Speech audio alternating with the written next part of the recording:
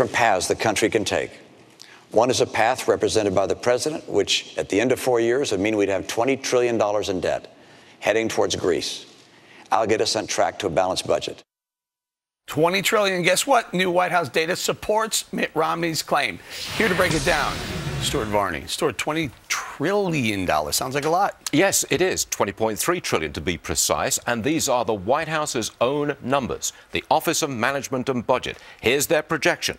You follow President Obama's budget path, you get to 18 trillion in 2014, 19 in 15, $20.3 trillion in the year 2016. That's using the president's budget path, and that is the White House's own numbers. An extra $1 trillion a year in debt in each of the next 4 years in a second Obama term. All right, so let's take a look at the national debt when the president took office and do a comparison. So in 2009, it was 10.6 trillion, and now it is 16.1 trillion. No, I just checked the debt clock. It is $16.225 trillion. Because it's going so fast. It's changing as we're talking. It's up almost $4 trillion a day.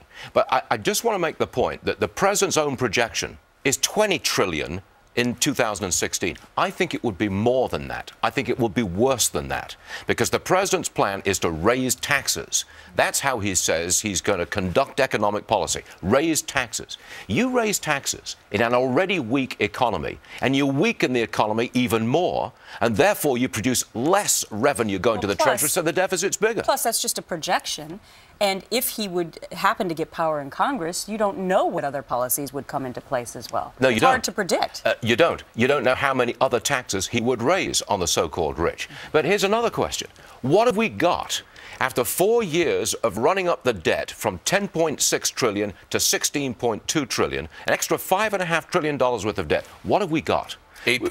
We've got an unemployment rate that's very close to 8%, an economy that's growing at less than 2% a year, which is anemic at best, and you've got $5.5 trillion in extra debt.